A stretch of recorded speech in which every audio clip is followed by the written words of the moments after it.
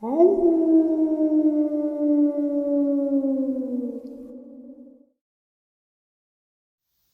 greetings and salutations, everyone, and welcome to today's bonus upload. Before we jump into it, a couple links. As many of you know, I rely on Patreon, PayPal, channel membership, and the merch to help the channel to continue to grow and go. Links to Patreon, PayPal, and channel membership is in the description below. Merch displayed directly under the video. Also, Dogman Frightening Encounters, Volume 1 through 3, the audiobook versions. They were written and researched by Tom Lyons, narrated and produced by me, Jeff Nadolny. Those audiobooks are available on Audible, Amazon, and iTunes, links to which are also in the description as well. And finally, last but definitely not least, if you'd really like to help support the channel to continue to grow and go, simply subscribe. It doesn't cost a cent. Click that like button, takes half a second. If you don't want to miss out on any of the informative uploads I put out daily, click that bell icon, and folks, please leave a comment. Why? Well, because all these things really do help the channel to continue to grow and go. And yes, folks, they definitely do matter. Now, everyone, I have taken far too much of your time. Let's jump in to today's bonus. Shall we? Today's first part of the upload. This is 100% truth, and I'd take any lie detector test that was sent my way. This was in Scott County, Virginia. We lived in a house that had an outhouse, no indoor toilet. We had running water, but just couldn't get a proper septic system in here. The outhouse was up the hill ways, about 30 yards. This was in a valley. The nearest neighbor was roughly 4 miles away. Good luck if you needed emergency services. We had 3 dogs. The biggest of them was a lab mix named Boo Bear. I'm going to split this up so it's not a wall of text. Boo was a very loyal and territorial dog. Didn't matter what time of the day it was, he'd go with you to that outhouse and sit outside. This was normal behavior for years. I'm getting goosebumps thinking about him and welling up in tears, man. He was the damned good dog. One night my mom needed to go, and he went with her. We'd normally just walk up and do our business and head back and go back to sleep. We had no AC, just windows and fans. Boo followed Mom up there, and this time he was between Mom and the woods. There was a solid line of trees around the house that you couldn't see into at all.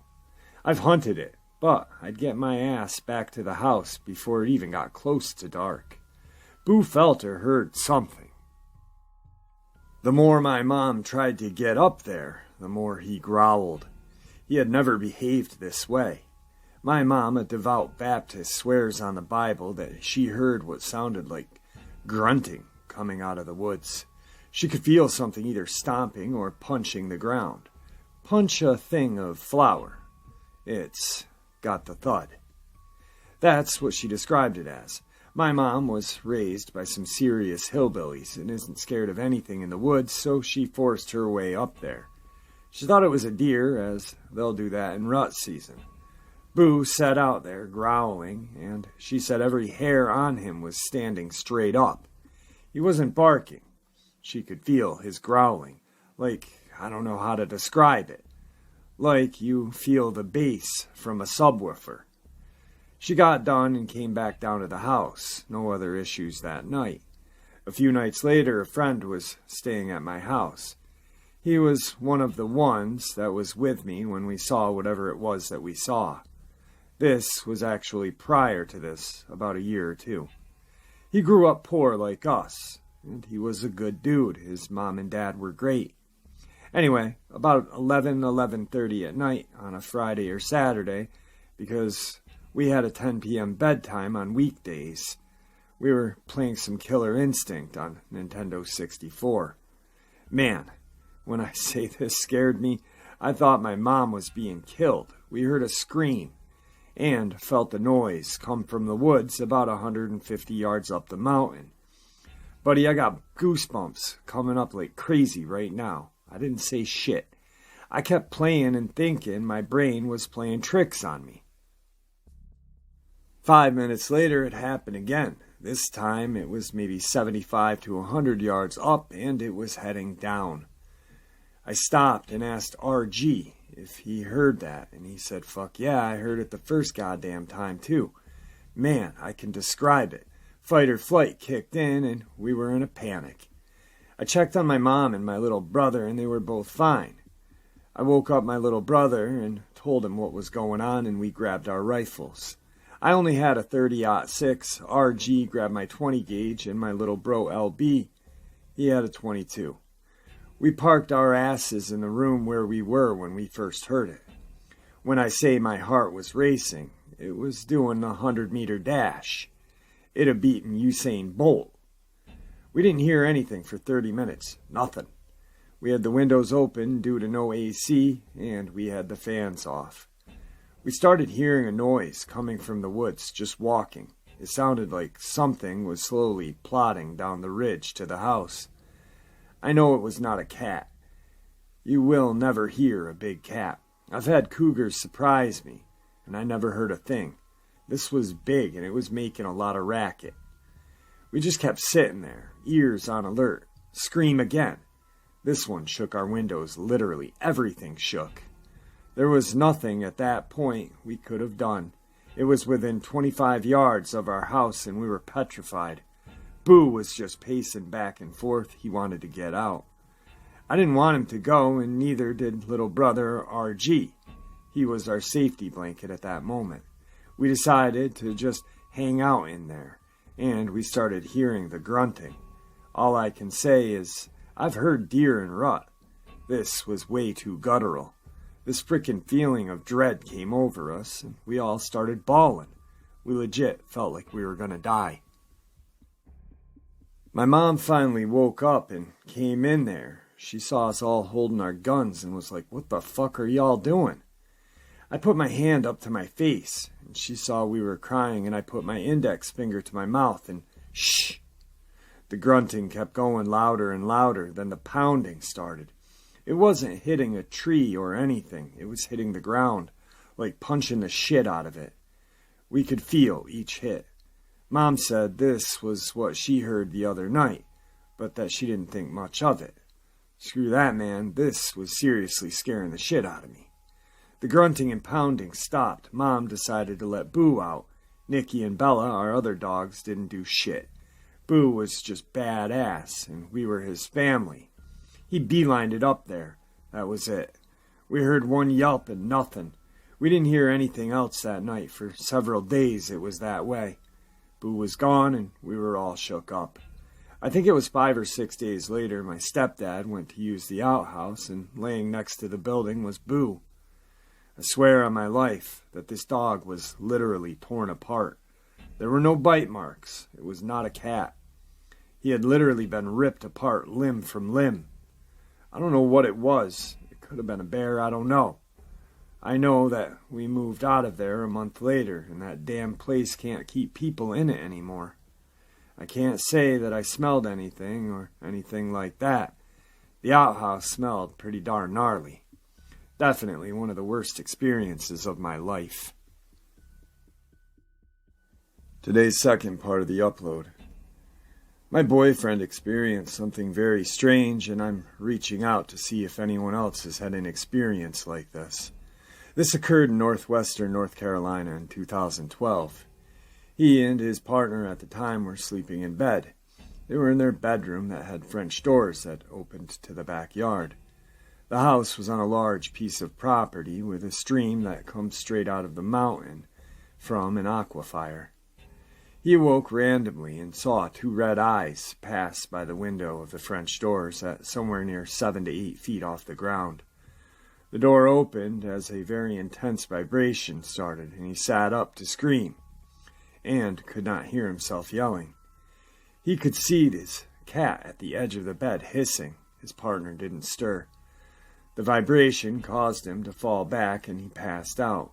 He woke up face down on the bed, with his head turned toward the edge of the mattress. He was unable to move. A figure rose and was completely out of focus a few inches from his face. He states its motions were unnaturally fluid. He could see his surroundings, but could not focus on the creature.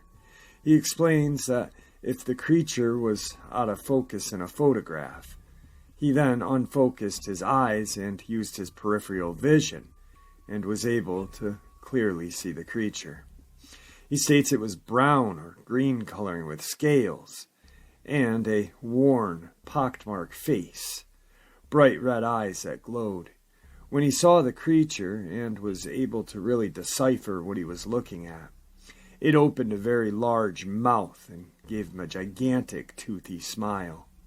He says he felt its energy, that it was amused at him for figuring out how to see it. The vibration began again as he watched the creature sink back out of view, below the edge of the mattress before passing back out from the frequencies. He awoke several hours later, and his partner had no idea anything had occurred. He said the entire time he felt no emotion, no fear, no anger, nothing. He says he knows something violent happened to him, and he thinks they wanted to take him, but didn't. Now he assumes this type of humanid creature came from underground and lives through the cave systems here. We know there's got to be some sort of opening in the land where the aquifer exits and the water flows down the property. This is his father's property, about 10 acres. We now live across the street, and I lock my doors out of paranoia now. The correlation between missing persons around the cave systems is unsettling, and I wonder if this has anything to do with it. Today's third part of the upload. When I was little, I was camping in my backyard with my family and my cousins. We lived on a woodland property next to a great pond. This couldn't have been a hoax, but I'm not too sure. So we came across a Sasquatch is what we think it was, but we're not really sure. It could have been a hoax, but anyways, it started growling, and I'm not sure if it was a Bigfoot or not, but it's what we thought it was. That's what it looked like when we got a glimpse of it. It wasn't a great glimpse. It began taking rocks and started throwing them at us, so we moved out of the way. The next encounter, I was sleeping in a camper. It was around 6. It's been years now. Me, my brother, my dad were staying at my uncle's house. It was a small house, and we didn't want to intrude, so we slept in the camper. I remember waking up in the middle of the night to the camper shaking and loud bangs on the door. Mind you, my uncle was in the hood. My family was in the camper with me, and the camper was shaking way too hard for it to be a human, unless the human had the strength of the Hulk. So, here I am, shaking in fear, and then it stopped. I opened the door to ask who was out there, and there was no one. My dad woke up and started yelling out the door and asked what I was doing. But when I told him, he didn't believe me. No one does to this day. I'm 14 now, and I don't think about it often, but was reminded of it when I saw something the other day on the internet. Today's fourth part of the upload. So I've always wanted to share this experience or encounter or what have you. I've only told a few people, just because I know nobody probably believes me. And to be honest, it took me a few years for me to come to terms with what I saw, but I still stand by it. When I was 19, I'm now 31, I lost my job at Coca-Cola plant in Deming, New Mexico, born and lived till I was 24. My older brother asked if I would be interested in working at the mines in Morricine, Arizona. He had been there for a month already with a friend. They lived in an RV park in Clifton, Arizona, and the mine wasn't far from where they lived. I jumped at the chance to get out of my boring-ass town, and in about 3 weeks, I had myself a job there. I would stay with my brother and his friend in the RV, and on weekends we would drive back to Deming to visit the family, etc. The RV park we stayed at was actually pretty interesting. On one side there was a wall where on the bottom was like a gorge, where it would venture off into streams through the town, and on the other a huge cliff. At night, the way the moon hit it, it looked like something out of a painting. The courtyard was huge, all the RVs wrapped around it. Where we were parked to get to the showers and the rec room, etc., was just straight 200 feet walk, majority through the big-ass courtyard.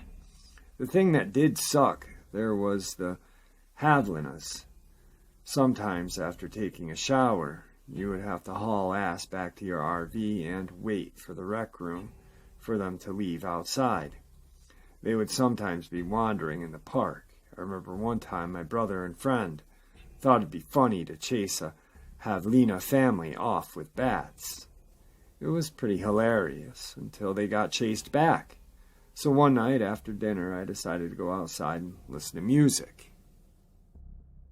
I remember we had a picnic table bench that faced towards the courtyard. I'm sitting there with my headphones in, bumping SOAD, when I saw something coming into the courtyard. I thought at first it was a cat. It moved like one, but the body was longer. Then I saw longer ears, and was like, oh, maybe it's a dog. I'm watching it kind of move through the area, but it's already dark, so I couldn't really see perfectly. My headphones are still blaring. I decided to get off the bench and get its attention. I do that thing where you click your mouth to get a dog's attention, and I see the ears go up when it heard me. I'm kind of standing by my RV door and the table still, and I see this thing start coming towards me. But I see it's crouching but moving quickly. I'll never forget that. There I am, smacking my tongue at it like an idiot, and this thing's moving like a snake. It got about 80 feet from me before all of a sudden, it must have heard something in the distance because it stopped, and its head kind of cocked and decided to run off toward the cliffs. Here's the thing I'll never forget. When it ran off, it stood up. It looked like a very skinny boy had been wearing a fur, 'cause when it ran off, the skin was dangling but still attached to its head. It was so fast and strange. I just sort of stood there like, huh? I really had to just stand there and let my brain process or try to process what I saw. I told my brother and his friend. Of course, they didn't believe me. My brother said it was probably somebody's dog, but that still doesn't explain how it stood up. I told my mom. She's seen some crazy stuff in her time, but nothing like what I told her. I never saw anything like that in the RV park again. Still saw javelinas wandering about. That's about it. I worked for another few weeks, but got laid off and went back to Deming. I honestly don't know too much about shapeshifters or skinwalkers or Dogman, but I know I saw something that wasn't in the realm of normal. Today's fifth encounter. On my way home late one night from work, I almost always walk the train tracks because they're a straight shot toward my house. The train tracks ran past a cemetery, which was allegedly haunted. An old settler cemetery. It's already dark, and it's been so for a few hours. There was no moon that night. As I walked near the cemetery, I started hearing muffled footsteps from behind me. But I really don't think too much of it. Plenty of other guys walk home this way as well. So I keep going, and the footsteps get louder and louder. About midway past the cemetery, I start getting nervous, and the steps start getting closer. So I turn and look behind me. And what I saw was the Goatman, or the devil himself. I described this thing as a man who basically had goat hooves and horns along the lines of the mythical Pan, and this thing was heading straight for me. All the snow around this creature was instantly melting as it walked through it. I ran and screamed like a banshee. I could hear the clopping of this beast's footsteps behind me as it sped up to catch me while I was running. Finally, I get past the graveyard and see the thing stop right at the edge of the cemetery. I continue to run and stop and look back, and the creature just vanished. One of my older coworkers confided with me that There was a tale about a Goatman many years ago. It was supposedly a Polish immigrant who disappeared one night, but returned as a creature several years later.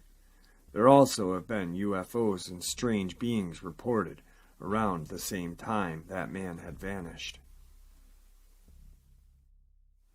This is a very bizarre and unbelievable story, I have to tell you. I don't know if you're familiar with the Skinwalker Ranch over here in Utah.